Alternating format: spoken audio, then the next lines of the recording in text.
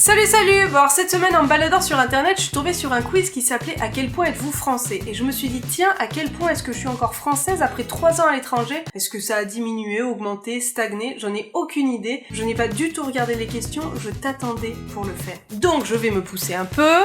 Bon alors j'ai trouvé le quiz sur BuzzFeed. Alors première question, vous avez besoin d'être remboursé par la sécu, comment réagissez-vous? Vous vous plaignez pendant des mois et repoussez l'échéance.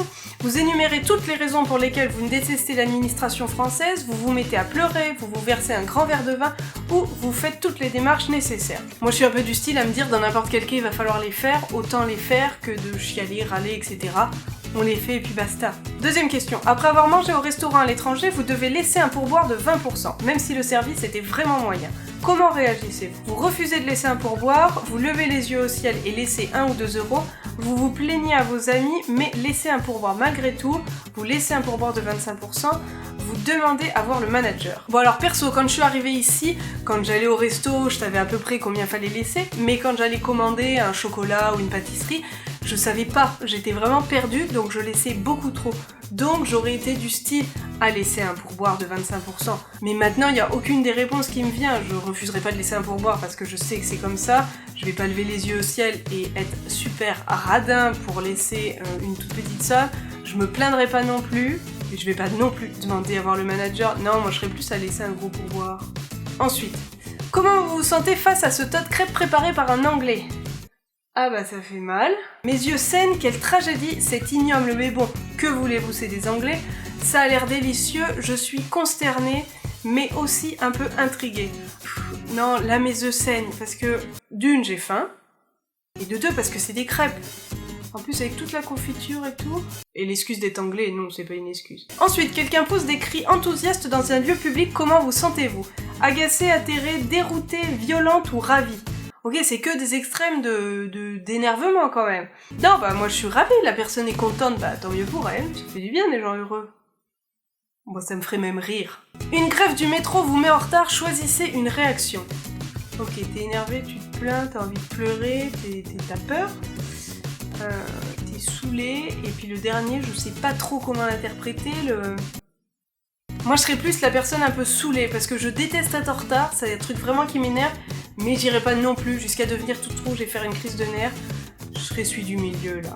Un ou une inconnue essaie d'engager la conversation avec vous dans le métro, choisissez une réaction. Je serais un peu comme Britney. Non c'est vrai, c'est vraiment pas mon côté français, c'est que je suis ultra timide quand on vient me parler, je suis là, qu'est-ce qu'il me veut lui? Voilà, c'est un peu ma réaction.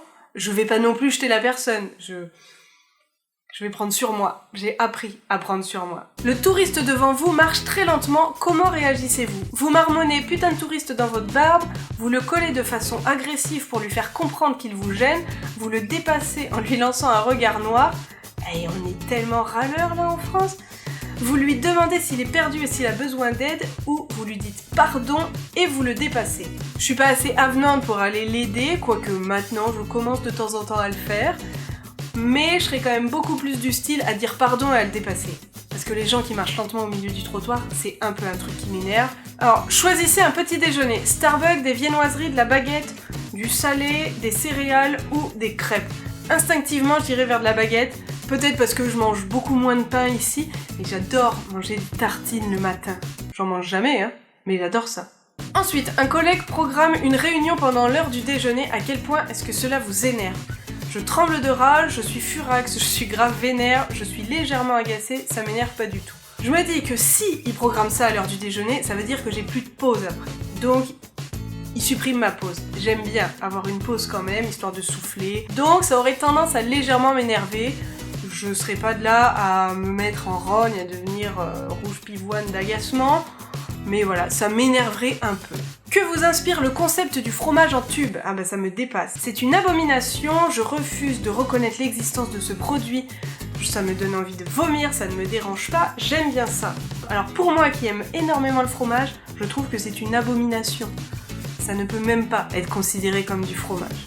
Je suis désolée. Alors ceci est présenté comme du pain français dans un supermarché étranger, comment vous sentez-vous? Trompé, profondément déprimé, déçu, résigné ou calme? Bon, cette photo me fait énormément rire parce qu'avec Marion, quand on était à la Nouvelle-Orléans, On est allé manger dans un restaurant le 24 décembre et le serveur nous a servi ce pain-là, exactement le même, et nous a dit que c'était du pain allemand. Mais 10 minutes après, quand il y a une table qui est arrivée à côté, il leur a dit que c'était du pain français. Donc on pense qu'il a eu tellement honte de présenter ça comme du pain français à des Françaises qu'il n'a rien dit. Il a vendu ça comme du pain allemand.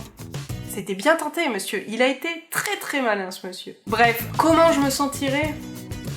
Je me sentirais trompée, parce que quand je vais dans un supermarché, je me dis « Yes, il y a du pain !» Je vois ça. Ben là, je suis trompée, oui. Alors, comment vous décririez-vous ? Bavard, zen, rebelle, bof, un avis sur tout, patriote, insouciant, irritable, à tout le temps faim. Comment je me décrirais ? Quand je connais, je suis bavard, faut le dire, faut l'avouer. Voilà, on l'avoue, c'est dit, vous le savez. Je pense que je peux parler beaucoup, je peux saouler aussi beaucoup. Alors un collègue écrit « j'ai mangé » au lieu de « j'ai mangé » dans un mail. Décrivez cette personne. Ok, donc il a fait une faute d'orthographe. Abruti, idiot, monstre, benet, je n'ai pas d'avis sur la question. Ok, donc le mec il se fait soit lyncher, soit tu t'en fous. Ben moi je m'en fous. Je suis pas la reine de l'orthographe, donc je vais pas le critiquer, le pauvre. Il est peut-être dyslexique lui aussi. Ah, c'est la dernière question. Un homme ou une femme politique a une liaison extra-conjugale, comment réagissez-vous ? Je m'en fiche, c'est leur problème, pas le mien. Tant mieux pour lui ou elle, je ferai pareil à sa place.